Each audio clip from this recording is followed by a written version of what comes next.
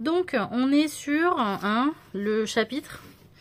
Alors, voilà, on a des gravures, effectivement. Il me semble que c'est des gravures du dessinateur et du peintre Dürer qui avait pris le parti de faire des dessins de mon livre, de mon recueil.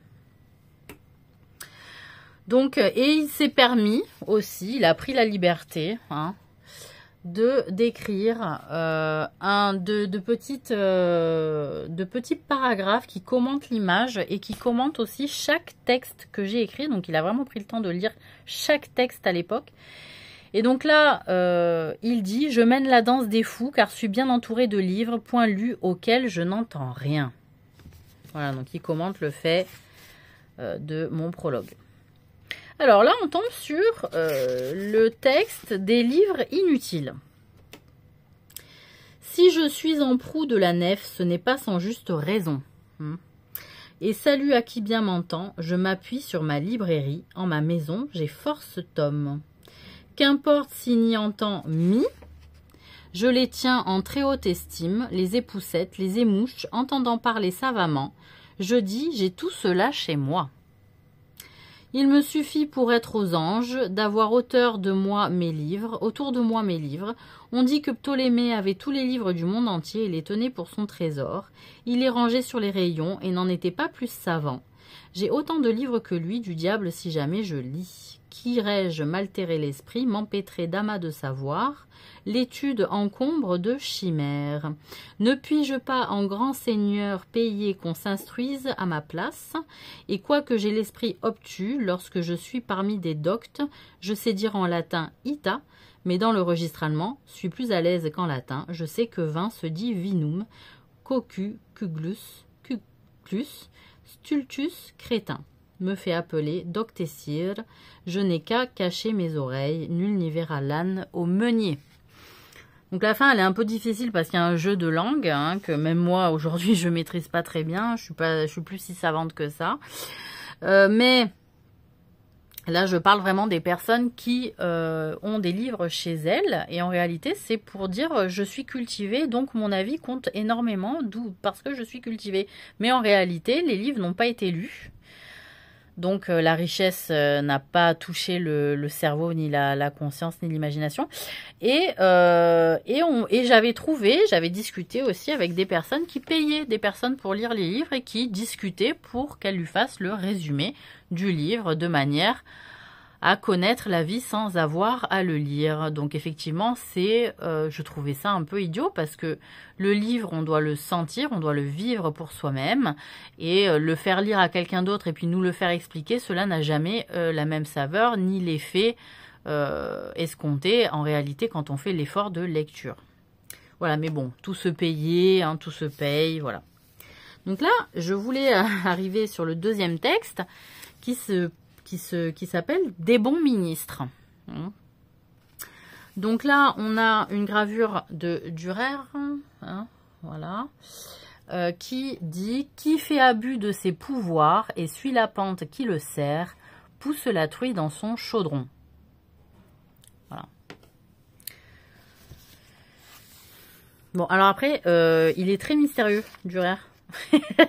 Vous avez remarqué, c'est un peu des formes de charade un petit peu où on essaie de deviner la chute du sens qu'il veut apprendre, mais qui fait abus de ses pouvoirs et suit la pente qui le sert, pousse la truie dans son chaudron. Eh ben, pousse mémé dans les orties, sûrement, mais c'était une autre expression, pousse la truie dans son chaudron. Bon, bref. Des bons ministres. Alors, 1000 fous ont seule idée en tête d'arriver enfin au conseil sans rien connaître des affaires. Et oui, déjà à l'époque, énormément de ministres allaient nous représenter le peuple, mais n'étaient pas du tout au courant des affaires et donc ne pouvaient pas réellement les défendre et voter n'importe comment ou ne se positionner tout simplement jamais sur ces dites affaires. Et vont au jugé à tâtons. Voilà. Le bon Hushai est bâillonné pour qu'on écoute Ahitophel. Donc ça, il me semble que c'est en Égypte. Il est bon ministre et bon juge qui jauge et dit selon le droit, ne prend le droit comme un bâton, qui met la truie dans son chaudron, je dis qu'il n'y a pas de sens à jugement à la vue courte qui décapite le vrai droit. On jugerait mieux en cherchant à percer ce qu'on ne voit pas. Si tu as tourné, donc d'enquêter, quelque part, donc à percer ce qu'on ne voit pas, si tu as tourné la justice, qui te défendra devant Dieu? Donc, comme Dieu observe nos affaires, il faut être quand même aux premières loges de ses propres affaires ou des affaires qu'on dit être le représentant, de manière à être un bon témoin et à être honoré et légitime et crédible au regard de Dieu, d'être représentant d'autres personnes et aussi notamment de soi-même. De fait, quand on n'est pas au fait de ces sujets, en réalité, on est un pécheur et on devra rendre des comptes sur le manque de sérieux, de prise de la réalité de ce que vivent les sujets. Voilà, à l'époque, on parlait comme ça. Donc, on jugerait mieux en cherchant à percer ce qu'on ne voit pas. Si tu as tourné la justice, qui te défendra devant Dieu? Tu files un mauvais coton. S'il savait ce qui vient ensuite, main juge jugerait moins vite, car chacun sera mesuré comme il a mesuré autrui. Donc là, c'était aussi dans le fait d'être banni, exilé, torturé, emprisonné, et que de fait, quand il y a des personnes qui ne l'ont jamais été, font partir les gens en prison comme on fait partir des petits pains au four, vous voyez. Donc, sans mauvaise association d'idées, s'il vous plaît.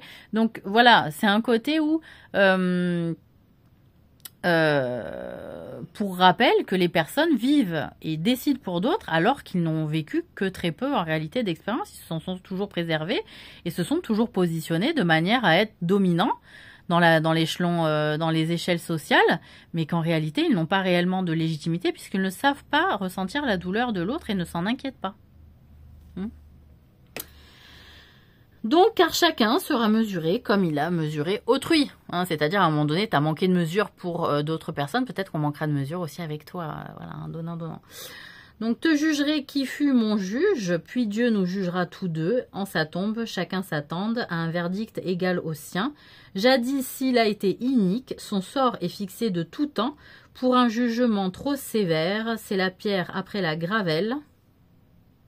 C'est la tombe, Ici, qui bafoue l'équité, donc c'est-à-dire on fait tuer sans réellement réfléchir ni aux conséquences, ni aux arguments réels de l'un et des autres, des uns et des autres, et même sans s'enquérir réellement des affaires telles qu'elles sont. C'est-à-dire, ils parlent de trucs qu'ils n'ont pas eu réellement d'informations. Voilà.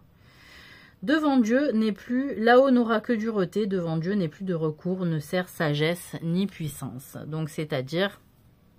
Là-haut n'aura que dureté, devant Dieu n'est plus de recours, ne sert sagesse ni puissance.